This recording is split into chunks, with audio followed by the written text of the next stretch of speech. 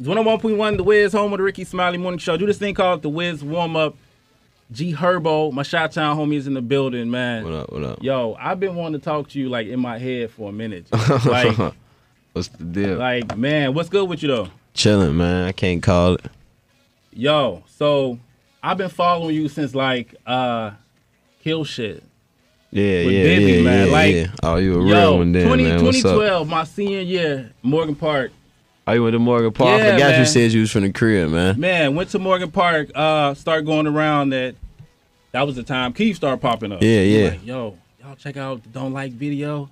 And it's like, hold up. Y'all see this Kill Shit video with Bibby? And it's literally called Lil Herb? Yeah, man. Man, what do you think? Appreciate it. What do you think set Kill Shit off to really like take your shit to the next level? Probably because it was just raw, uncut. Like we wasn't even trying to do get none of the exposure, recognition we was trying to do. We was just in the hood wild. We more so wanted y'all to know, like, all right, we really out here more so than we was trying to get some fame out of it. You feel me? Like it all just worked out. You know, I ain't gonna lie.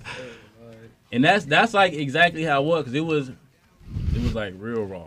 Y'all like all young in the street, like you done flipped your hat. Like we made that video at like 4 in the morning. You know what I'm saying? Like we was like 16, 17. I was just not having to be on curfew no more. We outside all night. You feel me? Like it was wild, man. That like set it off, man. It's crazy. Like yo, they play that and like motherfuckers. Still go crazy. No, that's still like right now. If you play it at my show, fans gonna go super. That's still like the last song, if not the last, the second to third to last song that my shows right now. 6 years later, begin and close out with that one. He say begin and close out with it. That stuff was so hard. Lit up. You know, a couple niggas that's down the ride. Like, come on now. But so yeah, of course you know Bibby for a minute. But who that's actually my brother. Like, started that? Like yo, we about to make rapping. a video. Bibby more so. I ain't gonna lie. He was like my home. Like him, he the one who put us in the studio. Like him right here, literally. Like my big bro. He the one that was like, man, no, y'all need to do the rapping. You feel me? But Bibby was more hands on with it. You know what I'm saying? Like Bibby had put me, like, you know what I'm saying, really like put me around producers and, you know what I'm saying, shit like that. I wasn't really like, I ain't really know nobody, you know what I'm saying. Bibby knew what a verse 16 bar hook. He knew how to lay hooks and everything. All I knew I do was rap for like 3 minutes, you feel me? Like Bibby had made a song first, then I recorded on the phone, you know what I'm saying. I was like just saying my homie's name, you know, like big guys, some of the homies that passed away, you know what I'm saying, just homies in the hood, you feel me, and then sending to their phone, they like, oh no, shorty, you got to rap for real, you know, and then it just went from there. Yeah, so since we're on the topic of Bibby, man, when is this project, this collab happening? Man, me and Bibby, man, we got a lot of songs, I'm not gonna lie, me and Bibby still record songs to this day when we get together, you know, we was just in LA, we just recorded a song, you know what I'm saying, so it's just a matter of us really sitting down and say, all right, we finna put a project together, put a date together, because I'm still putting my own projects together, you know what I'm saying? He got Juice WRLD, he on the road, you know what I'm saying? So it's just a lot on our plate right now. We just got to sit down and say, all right, we finna make this project. It's nothing to do. Like, if we sit down and lock in, the project will be out in a month, 2 months, you feel me? Like, there's nothing to do. We just got to sit down and do it, man. Like, y'all got to apply the pressure. Y'all need to get on Bibby and just, like, man, get on his ass. Like, hey, dude. Y'all lock in or something. You got to get on. Real quick, go on ahead, man. Go spam his page up, man. Go spam Bibby shit up, man. Yo, nothing. I like the fact that both of y'all are really like supporting Juice WRLD like this. Like I feel like this is a good. Man, Lil Bro, no limit, man. Like Juice WRLD is up next right now. You know he got it already. He's up now, right? And you looking at him. He is on the VMAs, on the TV. That boy is up right now. He got it. The ball is in his hand. Man. Crazy. So, what's your take on all this like SoundCloud emo rap? I know it is something totally different. Like it's people here at the radio station, like, you know, your generation. That's a whole nother genre of music. Like that's a whole other genre of music. You know what I'm saying? Like he got a whole fan, like how I got a fan base of people that I'm talking to and touching through my music. He got a whole fan base of people that he doing.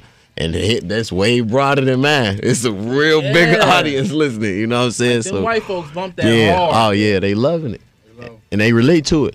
You know what I'm saying? Same way people on the streets relate to what I'm talking about. It's people that relate to exactly what he talking about. Now, prior to coming in contact with Juice WRLD, were you like into like that whole. When I first heard his like, song, I knew what he was gonna be already. Like I heard All Girls Are the Same. That's the first song I heard. I'm like, shorty is gonna be the next big shit. That was the first thing I said. And it's like for him, it's interesting because he to me, while outside looking in, really like he came up out of nowhere. Yeah, he did. I remember like February, March. He did. Literally, nobody knew him. When we met him, nobody knew who he was. You know what I'm saying? We didn't even know who he was. We just heard him through my DJ. You know what I'm saying? It all just happened. One thing happened, another, and then next thing you know, 30, 40 days later, he signed a deal with Interscope. Man, huge, man. Making Chi-Town. Nobody knew who he was at all. Making us look real good. Cause you know we get a bad. Yeah, shorty lit. Shorty lit. Yeah, we get a lot of bad rep, but it's a lot of young leaders in Chicago. A lot of powerful people. Yeah. You know what I'm saying? We gotta just build the city up one by one, every little piece. You know what I'm saying? 5 years, 10 years, I guarantee you, Chicago gonna be a way better city. They're not gonna probably have nothing negatives to say about Chicago the way they do right now, or us as a whole. Like you know what I'm saying? Man, I'm gonna say that they ain't gonna have nothing negative to say about me. At least. Give me some time. We about to be back up out there, man. For sure. Taking over. For sure. Another thing on the topic of Chicago, are we forgiving Kanye? Because you know Kanye went back to the crib. Yeah, man, we forgive you. Yeah, we still love you. Yeah, you know we forgive you, man. We forgive you 100 times. They had that man crying on the radio. You know we love Kanye, like, man. You know Kanye, everybody is human. Kanye is emotional, whatever. He's a human being, man. You know what I'm saying? So, yay is yay. You know what I'm saying? What you gonna do if you see Kanye in Chicago? You ain't finna go say what up to him. Hell yeah! All right then. Like, so right there, you got like, you got to. Like that's the one that to me, you got to. really. You got to. You know, Kanye is Kanye, man. That really put on. Then the Swervo album. Before the Swervo album, like I said, I knew you was like Lil Herb. Yeah. Why you changed from Lil Herb, man? Because now you got Lil Pump, Lil Xan, you got like all the Lils coming. Popping now. No, it was never more so because we was on some whole other shit, bro. Like we was moving way different. Like you know what I'm saying? I was really around. I was 16. I'm hanging around.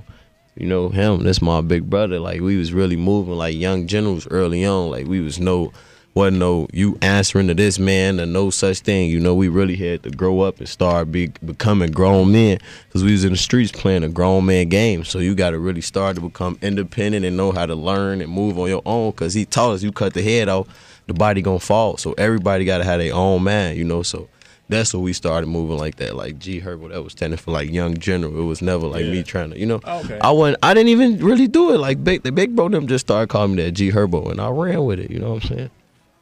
That's what's up. So, what do you think the status of like drill music is now? You know, I mean, we still got Louis, we still got Katie, we still got up and come Love for All That. Yeah. What do you think the status of drill music is? Drill music dead, man. It's music. That's all it is. Music. You gonna do rap, hip hop. If you rap, whatever you rap about is what you either. I feel like I'm gonna say I'm not gonna speak on no such. I'm just saying rap to me is you rapping about your lifestyle, what you living, what you going through, what you understanding, and what you seeing with your own two eyes. You know, whether it's drill music, drug music, trap music, it's about what you feel. You know, what's true to you, whatever you believe in. You know what I'm saying? Like that's what my music is, and I would just say from me on the outside looking in, I would say, all right, that's what your music should be, or that's what I'm looking at it like your music is when I hear what you talking about. You know? Yeah.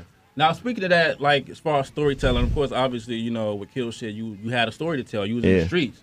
Now, obviously, you know, you ain't in the streets no more. You know, making music. So, for people who, for like new listeners and new fans, what would you say your story is now? You're trying to tell. It's still the same story, but it's just unique in different ways. It's new chapters of my story. You know what I'm saying? Like I still in the streets. I'm still, even if I'm so far away from the streets, I still got people who I love that's in the streets every day. So I'm gonna always be connected to the streets. You get what I'm saying? So I got it's just different chapters. It's me talking.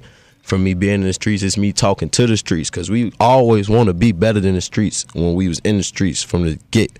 We always want to be better than the streets. So even when you're not connected to the streets, you got to be connected to the streets just by telling them you better than that. It's more for you out here. You know what I'm saying? You got to strive to be better. And that's what was put into my head early on by the older people that I looked up to. You know what I'm saying? Put into my head like, no, you need to strive to do this, or if you got to have a plan or whatever your plan is. Even if your plan is to be in the streets, you need to be able to say, I'm gonna be in the streets and be successful. I'm gonna be in the streets and not get caught. I'm gonna be in the streets and live. I'm gonna be in the streets and teach somebody. Like if you could touch a soul, even if you be in the streets all your life, if you could touch a little brother and get him out the streets and change his mindset, you serve a purpose in the streets. You get what I'm saying? So that's all that people should be trying to do with their music, or just us having the leadership or the influence. You know what I'm saying? People really look up to me. You know what I'm saying? So I be trying to tell them, like, even if you in the streets, you got to be better. Because when I was